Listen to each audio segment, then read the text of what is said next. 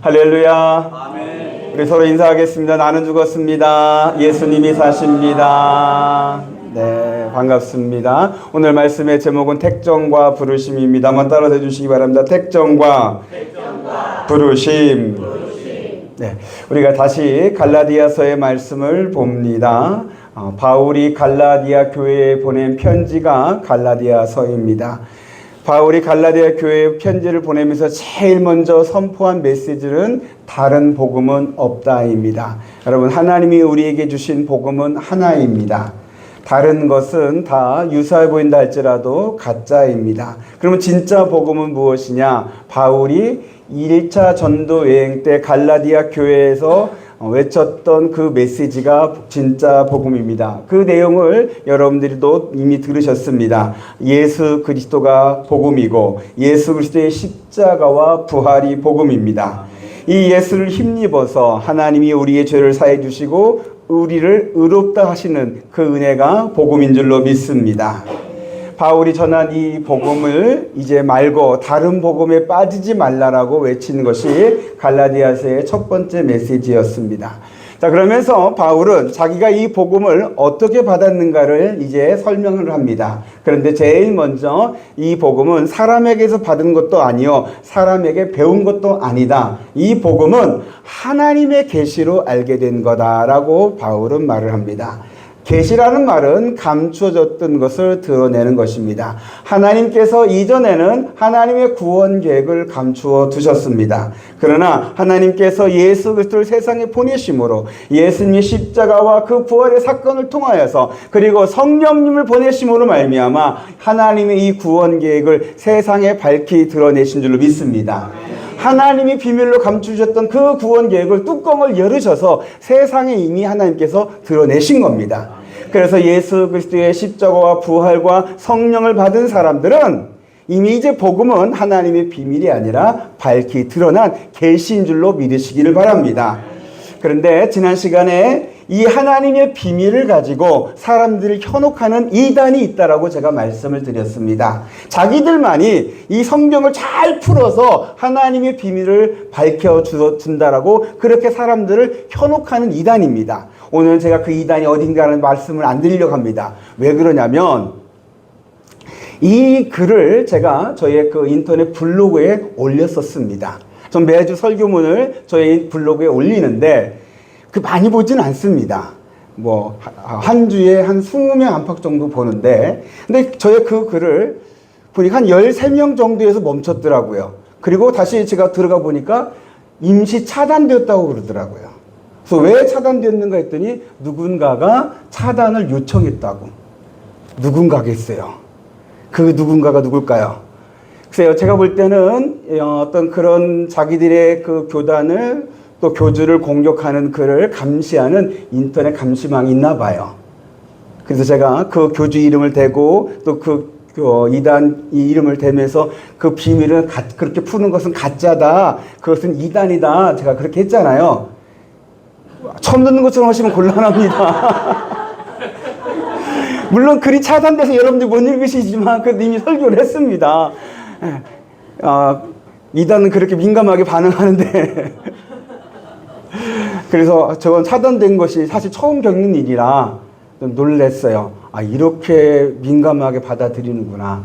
그래서 자기들의 그 약점, 자기들이 가짜라는 그 증거를 밝히자 그렇게 민감하게 받아들이는 그 모습을 보면서 여러분, 이단은 지금 17만이다, 20만 명이 이다라고 그렇게 자랑하고 득세하는 것처럼 보이지만, 그러나 시간이 지나고 나면 이단은 조금씩 사라지고 맙니다. 가짜는 그래요. 사람을 아무리 현란한 걸로 사람을 미혹하고 현혹한다 할지라도 가짜는 오래가지 못합니다. 그러나 여러분, 복음은 진짜 하나님이 우리에게 주신 진리인 줄로 믿습니다. 복음은 2000년이 지나도록 흔들리지 않았고 무너지지 않았고 사라지지 않았습니다. 잠시 교회들이 또 성도들이 복음 말고 다른 것에 좀 미혹되는 경우들이 있었습니다. 그때는 교회의 침체기입니다. 중세시대가 그랬고, 그리고 사실은 지금의 한국교회도 약간의 그런 모습들이 있습니다. 복음 말고 다른 것에 희망을 두고 다른 것을 붙들고 있는 그때는 교회의 암흑기고 침체기예요. 그러나 교회가 다시 복음으로 돌아갈 때, 복음의 그 능력이, 복음의 그 생기가 교회에 다시 나타나게 됩니다. 이것을 두 단어로 뭐라고 하냐면 부흥이라 그럽니다. 여러분, 부흥은 단지 많은 사람들이 교회에 모여드는 그 숫자만을 부흥이라고 얘기하지 아니하고, 교회가 다시 복음으로 돌아가서 하나님의 그 생명이 교회에 나타나는 거, 영혼들이 다시 살아나는 거, 살아난 영혼들이 이제 가정으로 돌아가서, 직장으로 돌아가서, 사회에 돌아가서 선한 영향력을 끼치는 이 모든 것이 부흥입니다.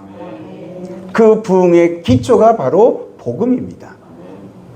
저는 우리 양문교회가 비록 시골에 있는 작은 교회고 사람들이 양문교회가 어디인지 알지 못할 정도로 외곽된 곳에 있다 할지라도 복음이 우리 곳에 있다면 하나님이 일으키시는 부흥의 역사가 일어날 줄로 믿습니다. 우리 양문교회, 저도 그렇고 여러분도 그렇고 하나님이 주신 진짜 복음을 붙드는 그 이의 신앙을 생활하는 우리 모두가 되시기를 예수의 이름으로 축복합니다. 그리고 이제 오늘 읽었던 말씀은 바울이 이 진짜 복음을 어떻게 받았는지를 이제 자기의 그것을 이제 삶을 다시 한번 간증하면서 설명하고 있는 내용입니다. 그래서 다시 한번 요약하면 이렇습니다. 여러분, 바울은 원래 유대인이고 바리새인입니다. 근데 여러분, 바리새인은 예수님과 사이가 안 좋았습니다. 예수님은 바리새인을 두고서 비판을 많이 했습니다. 독사의 자식들이라는 심한 말도 하셨고 회칠한 무덤이라고 말씀도 하시기도 하셨습니다. 그리고 바리새인들도 어떻게 하면 예수님을 죽일까라고 그렇게 의논한 사람들이기도 합니다. 그런데 그 바리새인 중에 바리새인이었던 바울, 예전에 이름은 사울이죠. 사울이 이제 하나님의 교회를, 예수 믿는 사람들을 핍박하고 박해를 했습니다. 여러분들 잘 알다시피 7 집사 중에 한 사람이었던 스데반 집사가 돌에 맞아 죽을 때 사울이 그 옆에 있었다고 했습니다. 사울이 직접 돌을 던졌는지는 알 수 없습니다. 그러나 성경에 보니까 사울이 그 옆에서 돌을 던지는 사람들의 옷을 들고 있었다고 했습니다. 이 옷을 들고 있다는 표현이 뭘까 했을 때 그 돌 던진 사람들의 리더다라고 그렇게 해석도 됩니다. 사울이 직접 돌은 던지지 않았다 할지라도 돌 던진 사람들을 선동해서 스데반 집사에게 돌을 던지도록 그렇게 이끌었던 일을 했던 사람이기도 합니다. 그리고 더 나아가서 사울은 다른 제자들, 다른 예수 믿는 사람들 잡아다가 옥에 가두는 일에 열심을 냈습니다. 얼마나 열심을 냈는지 예루살렘에서 800km 정도 떨어진 저 다메섹이라는 도시까지 가서 그곳에 있는 예수 믿는 사람들을 잡으려고 가다가, 여러분들 잘 알다시피 그 다메섹 가는 그 성 앞에서 부활하여 살아계신 예수 그리스도를 만나게 됩니다. 강한 빛으로 그리고 말씀으로 사울을 만나셨습니다. 사울이 주여 누구십니까? 라고 물으니까 나는 내가 박해하는 예수다라고 그렇게 분명하게 말씀합니다. 네, 바울은 오늘 본문에서 자기가 이렇게 살아계신 주님을 만나서 이제 예수님을 박해하는 사울에서 예수님을 증거하는 바울이 된 그 전환점을 설명할 때 15절에 이렇게 말을 합니다. 여러분, 15절의 말씀을 다시 한번 보겠습니다. 15절이요. 시작. 그러나 내 어머니의 태로부터 나를 택정하시고 그의 은혜로 나를 부르신 이가, 나를 택정하시고 나를 부르신 이가, 그리고 16절에는 그의 아들을 이방에 전하기 위하여 그를 내 속에 나타내시기를 기뻐하셨을 때, 이게 무슨 말입니까? 나를 택하시고 나를 부르신 이가 나에게 나타나셨다라고 그렇게 표현을 하고 있는 거예요. 저는 오늘 말씀의 제목을 택정과 부르심이란 제목을 붙였습니다. 바울이 주님을 만났던 그것이 우연히 사건이 아니었습니다. 하나님께서 사울을 택하셔서 그를 부르신 사건이라고 그렇게 해석을 하고 있습니다. 이 택함과 부르심의 사건이, 이 은혜가 여러분에게도 일어나게 되기를 축복합니다. 여러분, 택정과 부르심은 여러분들이 복음을 이해하는 데 있어서, 복음이 여러분들에게 적용됨에 있어서 가장 기본되는 조건입니다. 이것이 없으면 여러분들은 복음을 알지도 못하고 믿지도 못할 수도 있습니다. 복음이 나 자신에게 적용되기 위해서는 반드시 이 택함과 부르심의 은혜가 내 안에, 여러분 안에 있어야 합니다. 로마서 8장 30절에 이 말씀이 있습니다. 로마서 8장 30절 다 같이 읽겠습니다. 시작. 또 미리 정하신 그들을 또한 부르시고 부르신 그들을 또한 의롭다 하시고 의롭다 하신 그들을 또한 영화롭게 하셨느니라. 여러분, 복음이 내 안에 적용되어질 때 나에게 이루어지는 은혜로운 모습이 이와 같이 진도가 됩니다. 먼저는 나를 정하십니다. 나를 택정하십니다. 택하십니다. 그리고 택함 받은 나를 하나님이 부르십니다. 하나님이 자신을 나타내시거나 하나님이 전도를 통해서 우리의 영혼을 깨우시거나 하나님께서 우리를 부르시는 은혜가 있습니다. 그리고 부름받은 그들을 예수 믿게 하셔서 이제는 의롭다 하시는 예수 구원의 은혜를 베풀어 주십니다. 그리고 예수 구원 받은 자들을 이제 하나님 영광이 될 수 있도록 영화롭게 하십니다. 이 구원, 이 은혜가 지금 저와 여러분에게도 이루어지고 있는 줄로 믿습니다. 여러분, 택하시고 부르시고 의롭다 하시고 영화롭게 하시는 것이 우리의 신앙생활입니다. 우리의 구원입니다. 이 구원의 여정이 여러분 모두에게 다 이루어지기를 축복합니다. 그래서 이 택정과 부르심은 하나님의 주권으로 우리에게 이루어집니다. 그냥 하나님의 뜻으로 우리를 택하신 거예요. 내가 뭘 잘해서 택함 받을 조건이 나에게 충분해서 하나님이 택하신 거 아닙니다. 하나님이 날 택하신 어떤 기준이 있다. 성경에는 그건 나와 있지는 않습니다. 오히려 약한 나로, 약할 때, 내가 부족할 때, 연약할 때, 어리석을 때 하나님이 나를 택하셨다라는 성경 말씀이 있습니다. 하나님이 나를 택하시는 것은 전적인 하나님의 주권이요, 하나님의 자비요, 하나님의 은혜인 줄로 믿습니다. 그리고 이런 택한 자를 하나님이 부르시는데, 부르신다는 것은 소리로 부르신 경우도 있죠. 주선하라고 부르신 경우도 있겠습니다. 네, 그 영혼을 깨우는 소리가 하나님의 부르심입니다.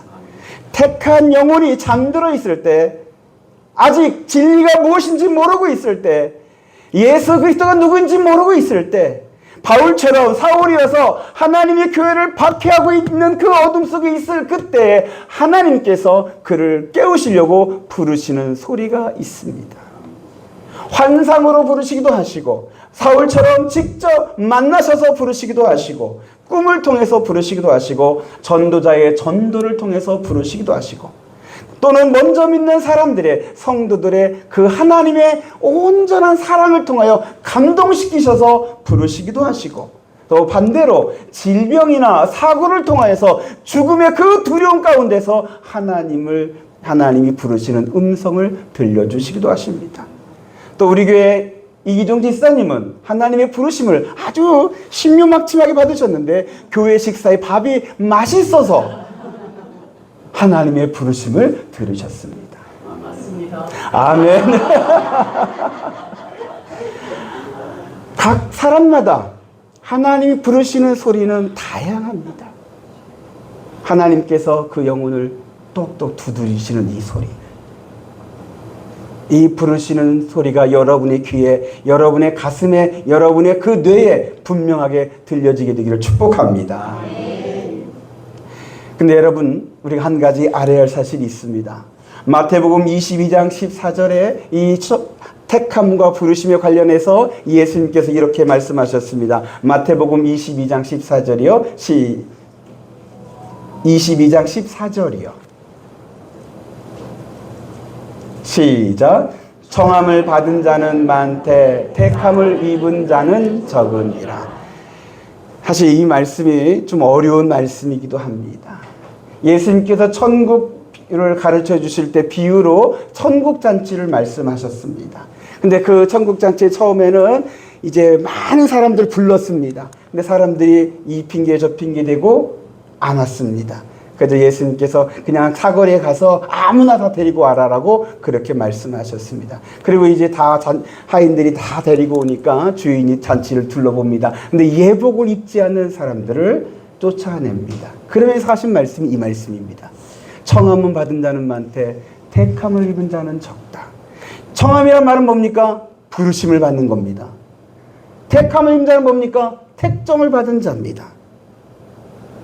여러분, 2000년의 기독교 역사에서 하나님의 부르시는 소리를 받는 사람들은 수도 없이 많았습니다. 그런데 택함받지 못한 사람들은 그 부르심에 응답을 하지 못합니다. 이런저런 핑계를 대고 거절하고 거부합니다. 관심 없다고 하고 믿어지지 않는다고 하고 예전에 내가 교회에서 상처받았다고 하고 그리고 가족 중에 누가 다른 종교를 믿어서 반대한다고 하고 아니면 바빠서라고 그렇게 변명하고 핑계를 대며 그 부르심에 반응하지 않습니다. 마치 지금도 우리 화산이 주민들이 하는 것과 비슷합니다. 화산이 주민들 정말 우리 양문교를 통해서 하나님이 얼마나 많이 부르셨습니까? 저도 그렇고 여러분도 그렇고 하나님의 부르심의 소리가 우리가 얼마나 많이 외쳤습니까? 목 놓아 외쳤습니다. 그런데도 아니 죽을 날이 가까우신데 그렇게 세상에 미련이 많으신지 왜 그 부르신 소리를 듣지를 않는지 응답하지 않는지 왜 이렇게 목이 굳은지 저러다가 죽어 하나님의 심판 앞에 섰을 때 땅을 치며 후회하며 하나님 제발 한 번만 살려달라고 그렇게 외친들 무슨 소용이 있냐고요. 하나님의 부르심의 소리가 때가 있는데 이때 놓치면 얼마나 후회하는데 그러다가 지옥 영벌에 떨어질까 두렵기까지 할 정도예요. 근데 여러분 하나님의 부르심을 받는 사람들은 많지만 이 택함 받은 사람이 적다는 말은 이 부르심에 아멘으로 응답하는 자가 적다는 얘기예요. 택함 받은 자가 이 부르심에 아멘으로 응답한다는 얘기예요. 예수 그리스도를 믿으라는 하나님의 이 부르심에 네 예수님이 나의 구주십니다라고 믿음으로 고백하는 사람이 택함 받은 사람의 모습이에요. 예수님이 십자가에 죽으심으로 그 피가 그 십자가의 능력이 우리의 죄를 사해 주시고 우리를 의롭다 하시고 우리를 하나님의 자녀 되게 하신다라는 이 복음의 소리에 아멘으로 화답하며 죽게 나온 사람이 택함 받은 사람이란 얘기예요. 예수 그리스도를 믿는 자가 하나님 택함 받았다는 증거예요. 성도 여러분, 다른 것으로 여러분들이 하나님 날 택했나 하나님 날 사랑하시나 그런 거 의심하지 마시고 여러분 안에 믿음이 있다면 그 믿음이 바로 하나님이 여러분을 택하여 부르셨다는 증거로 받아들이시기를 바랍니다. 그래서 로마서 1장 6절에 이런 말씀이 있습니다. 로마서 1장 6절 우리 다 같이 읽어보겠습니다. 시작. 너희도 그들 중에서 예수 그리스도의 것으로 부르심을 받은 자니라. 여기서 부르심을 받은 자, 그 말, 이 부르심이란 말은 택함과 부르심이 같이 포함되어 있는 단어입니다. 여러분들도 그들 중에서 예수 그리스도의 것으로 택하여 부르심을 받은 자인 줄로 믿으시기를 바랍니다. 한번 따라서 해주시기 바랍니다. 나는 택함 받았다. 오늘 예수 믿는 우리 양문교회 성도들이 가져야 할 신앙의 의식 중에 하나가 뭐냐면은 여러분들은 택함 받았다라는 하나님의 이 은혜를 여러분들이 인정하는 것입니다. 버림받은 것이 아닙니다. 하나님이 여러분을 외면한 것이 아닙니다. 하나님이 여러분을 택하셔서 부르셨습니다. 하나님이 나를 택하셨다, 나를 부르셨다라는 이 신앙을 갖는 것이 중요합니다. 그런데 먼저는 잘못된 택함 의식을 갖는 것을 여러분들이 조심하십시오. 잘못된 것이 뭐냐면은 자부심은 넘어서 교만으로 가는 겁니다. 내가 택함 받았어, 난 잘난 사람이야 라고 생각하면서 자기를 굉장히 뭔가 있는 줄 알고 다른 사람을 멸시하고 무시하고 괴롭히고 그리고 짓밟는 그런 사람들, 이것이 잘못된 선민의식. 제가 볼 때는 이스라엘의 유대인이 지금 그래요. 그들이 하는 짓이 잘못된 선민의식을 가지고 있어요. 성지순례 가면은요, 이 유대인들이 얼마나 부친절한지 몰라요. 마치 우리를요 벌레 보듯이 하더라고요. 저들이 잘났으면 얼마나 잘났다고. 이사야서 하나님께서 분명히 말씀하셨거든요. 지렁이 같은 너 야고바라고. 원래는 하나님 볼 때 지렁이 같아서 가장 불쌍해서 택해 주셨는데, 근데 그들이요 조금 지금 잘 산다고 조금 뭐 있다고 그렇게 그만 떨어요. 이런 선민의식은 잘못된 거예요. 여러분들은 그런 선민의식 가지 않기를 바랍니다. 그럼에도 불구하고 여러분, 하나님이 여러분을 택했다는 의식은 분명히 가져야 합니다. 왜 그러느냐? 첫 번째로는요, 하나님의 은혜임을 깨닫기 위해서입니다. 한번 따라서 해주시기 바랍니다. 내가 택함 받은 것은 은혜이다. 아까도 말씀드렸지만 여러분, 하나님이 여러분을 택하신 것이요, 어떤 조건이나 기준이 여러분들이 통과해서 된 것이 아닙니다. 여러분 잘나서 예뻐서 똑똑해서 재주가 많아서 돈이 많아서, 글쎄 이런 것도 딱 갖다 대면 여기 통과할 사람 몇 분이나 됐을까요? 글쎄요, 몸이 좋아서 우리 최양준 이사님 통과할 것 같긴 합니다. 그건 몸이 좋긴 합니다. 똑똑해서는 또 몇 분 있을 수 있습니다. 그런데 이 모든 것을 다 할 만한 사람은 우리 중에는 아무도 없습니다. 오히려 하나님 우리 택한 이유를 말씀하시는데 그 반대입니다. 고린도전서 1장 27절에서부터 29절에 하나님께서 우리 택하신 이유를 이렇게 말씀하십니다. 한번 보시기 바랍니다. 고린도전서 1장 27절이요. 부터 29절입니다. 시작. 그러나 하나님께서 세상의 미련한 것들을 택하사 지혜 있는 자들을 부끄럽게 하려 하시고 세상의 약한 것들을 택하사 강한 것들을 부끄럽게 하려 하시며. 자, 여기까지 27절에 보니까 어떤 자를 택하셨다고요? 미련한 자를 택하고 또 약한 자들을 택하시고. 그 다음 28절 보겠습니다. 시작. 하나님께서 세상의 천한 것들과 멸시받는 것들과 없는 것들을 택하사 있는 것들을 폐하려 하시나니. 야, 있다고 자랑한 사람도 이 말씀 꼭 들어야 돼요. 네, 있는 것들을 아예 있는 것들이라고 막 하시면서 폐하려 하신다. 세상의 천한 것들, 멸시받는 것들, 없는 것들을 택하사. 그런 사람이 사실 저고 여러분들이에요. 우리가 그런 사람이잖아요. 여러분들, 글쎄 내가 왜 이렇게 못났을까? 내가 이렇게 천할까? 그렇게 생각할 수도 있겠죠. 근데 그것이 하나님이 나를 불쌍히 여기셔서 주의 자비를 베푸셔서 우리를 택하신 줄로 믿습니다. 천한 것들 하니까 생각나는 것이 있는데요. 저희 집안이요, 제가 김씨인데 본가가 청풍김씨예요. 근데 청풍김씨 여러분 많이 안 들어보셨잖아요. 우리나라에 그렇게 많지는 않아요. 안동김씨나 광산김씨, 유명한 김씨 많이 있는데 그런 그거에 비해서 청풍김씨가 별로 없어서 저는 어렸을 때 우리 집안이 그렇게 양반 가문 아닌가 보다 그런 생각을 가졌었어요. 근데 나중에 보니까 그래도 조금 있는 집안이긴 하더라고요. 근데 제가 왜 갑자기 이야기를 하냐면 처음에 우리 집안을 몰랐을 때 우리 집안이 이렇게 천한가 이렇게 농부인가 이런 집안의 약함 그거 보면서 나는 어떻게 살아야지 난 그런 걱정을 했던 적이 잠깐 생각이 났었어요. 근데 하나님은 그런 천한 것들을 오히려 택하셔서 그 약한 것들을 미련한 것들을 택하셔서 세상에 있는 것들, 지혜롭다 하는 것들, 자랑할 만한 것들을 부끄럽게 하고 폐하신다는 겁니다. 그러면서 29절에 하나님께서 이렇게 말씀하십니다. 29절 시작. 이는 아무 육체도 하나님 앞에서 자랑하지 못하게 하려 하시느니라.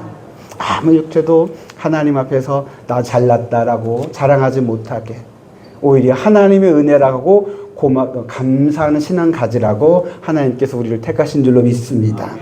저와 여러분들이 택하심에는 하나님의 자비하심과 긍휼과 은혜와 사랑입니다. 하나님의 이 은혜를 잊지 않는 자가 되시기를 바랍니다. 그리고 하나님이 날 택하셨다는 것에 대한 것이 중요한 것은 뭐냐면 구별됨을 위해서입니다. 한번 따라서 해주시기 바랍니다. 구별됨. 택하다라는 이 단어가 헬라어로 아포리조라는 단어인데 그 뜻은 분리하다라는 그 뜻이 먼저 포함되어져 있습니다. 여러분, 택하다는 말이 뭡니까? 많이 그 중에서 하나를 택하여서 집어 올리는 것이 택함입니다. 그리고 이제 이 택하여서 집어 올렸다는 말은 뭡니까? 여기에는 그들과는 구별되다라는 얘기입니다. 분리되다라는 얘기입니다. 분리됐다라는 말은 구별되다라는 말이고, 구별되다라는 말은 더 나아가서 거룩하다라는 말과 연결이 됩니다. 하나님이 저와 여러분들을 택하셨다는 얘기는 세상 사람들과 똑같이 살아가는 존재가 되지 아니하고 하나님의 구원받은 자로서 하나님의 말씀과 뜻에 순종하며 하나님께 영광 올려드리는 새로운 삶을 사는 존재로 우리를 구별해 내셨음을 의미합니다.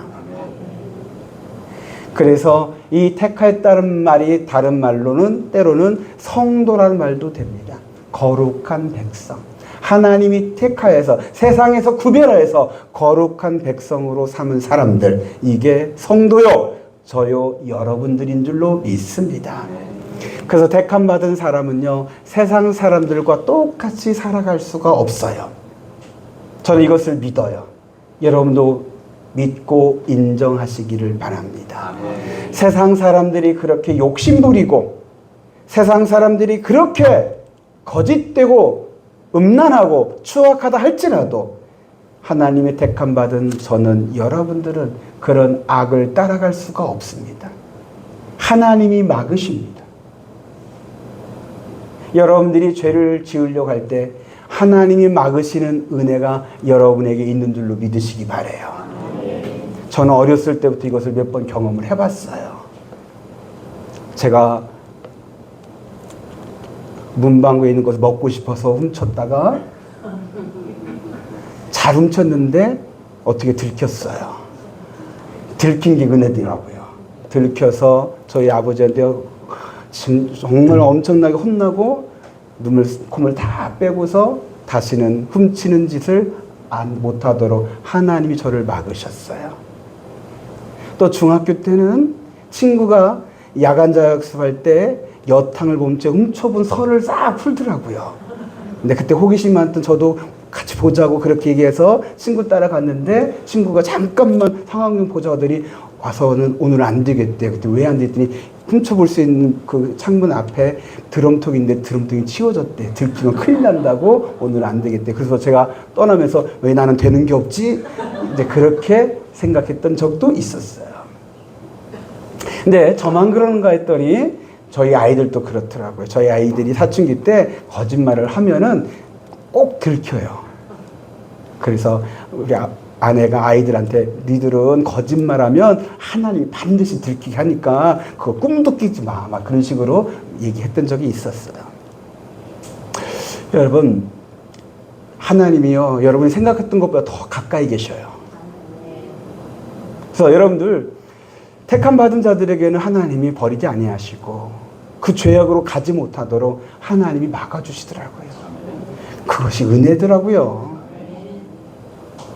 그래서 그런 것들을 여러분들이 느끼시거든. 아, 나는 왜 되는 거 없지? 이렇게 생각하지 마시고, 아, 이것이 하나님의 은혜구나. 나를 지키시는, 나를 보호하시는, 그리고 나를 의의 길로 인도하시는 하나님의 은혜가 나에게 있구나 라고 그렇게 인정하시며 하나님께 감사하는 자가 되시기를 바랍니다. 그리고 여러분, 하나님을 나를 택하셨다는 것이 우리가 알았을 때 갖게 되는 또 하나의 신앙이 있는데 그건 뭐냐면 하나님이 나를 택하신 이유와 목적이 있습니다. 그냥 택하신 게 아니에요. 바울은 하나님이 자기를 택하셨다고 하면서 이제 16절에 갈라디아서 1장 16절 한번 보시기 바랍니다. 갈라디아서 6장 16절에 자, 시작. 그의 아들을 이방에 전하기 위하여 그를 내 속에 나타내시기를 기뻐하셨을 때에 내가 곧 혈육과 의논하지 아니하고. 그를 내 속에 나타내시기를 기뻐하셨다는 말은 나를 부르셨다는 얘기입니다. 근데 왜 그렇게 하셨느냐? 그 앞에 그의 아들을 이방에 전하기 위하여, 이방에게 복음을 전하라고 하나님이 나를 택하셨다라고 부르셨다라고 그렇게 고백을 합니다. 여러분, 택하셨다, 난 하나님이 택함 받은 자다라고 하는 것은 나의 인생에 하나님의 뜻을 담아 놓으셨다라는 의미가 있어요. 또 구약의 선지자들이 하나님이 나를 택하셔서 나를 부르셔서 내가 이렇게 섰습니다라고 말을 하는데 그건 뭐냐면 하나님이 나를 이제 하나님의 말씀을 대언하는 자로 나를 세우셨다라는 그런 의미이기도 합니다. 저와 여러분들이 하나님이 나를 택하셨다라는 그런 신앙을 가지면서 내 인생에는 하나님의 뜻이 있다라고 깨달으시기를 바라요. 그거 알고 신앙생활하는 사람과 모르고 신앙생활하는 사람은 달라요. 교회도 마찬가지고 성도들도 마찬가지입니다. 저도 제가 목사가 되었지만은 처음부터 내가 하나님이 나를 왜 목사로 부르셨는지 모르고 목사가 된 사람이에요. 그래서 목사하다가 보니까 어느 날 하나님이 나를 왜 부르셨는지, 이 복음을 전하라고, 예루살렘과 온 유대와 사마리아와 땅끝까지 이르러 내 증인이 되라는 그 말씀을 깨닫게 하시면서 주 예수 그리스도의 이 십자가와 부활의 복음을 전하라고 나를 부르셔서 목사 세워주셨다는 것을 깨닫고 주의 복음을 전한 자가 되었던 거예요. 여러분들이 예수 믿어 구원받고 이제 양문교에서 신앙생활을 하는데 하나님이 나를 왜 택하셔서 부르셨는지 그 이유를 여러분들이 깨달으시고 알으셔야 여러분들의 인생에서 하나님의 뜻이 이루어지게 됩니다.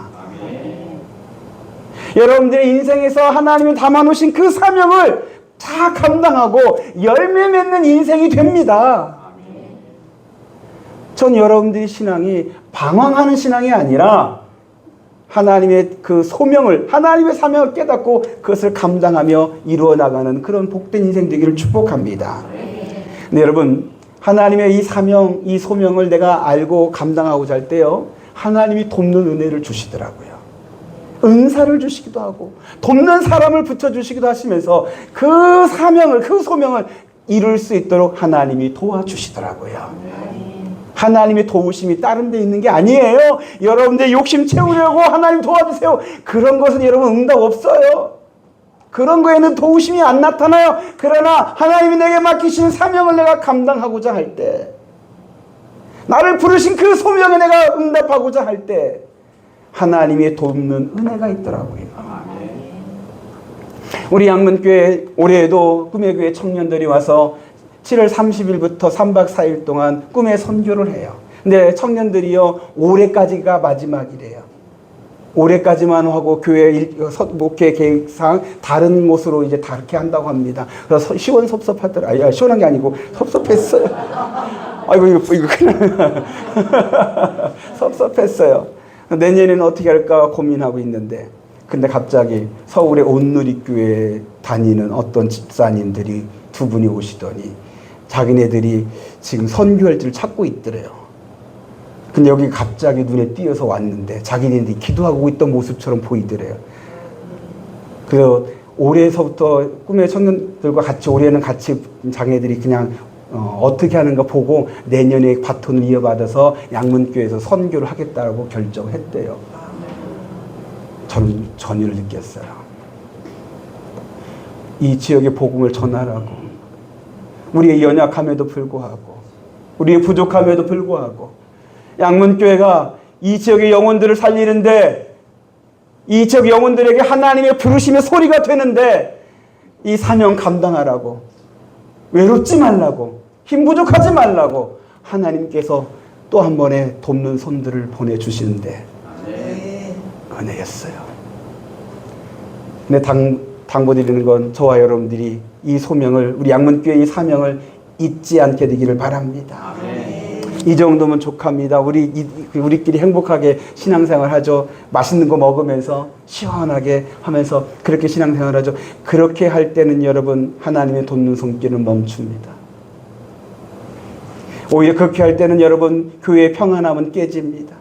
혼란이 오고요, 분열이 오고요, 분쟁이 나타납니다. 주의 소명을 잃어버린 교회가 흔들리고 무너집니다. 주의 부르심의 그 의미를 모르는 인생이 방황하고 흔들립니다.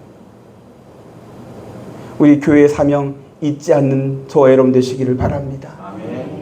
하나님께서 우리를 부르신 그 이유를 깨닫고 하나님 나를 부르신 그 소명에 응답하며 하나님이 내게 맡기신 사명을 잘 감당하는 저와 여러분 되시기를 우리 주 예수 그리스도 이름으로 축복합니다.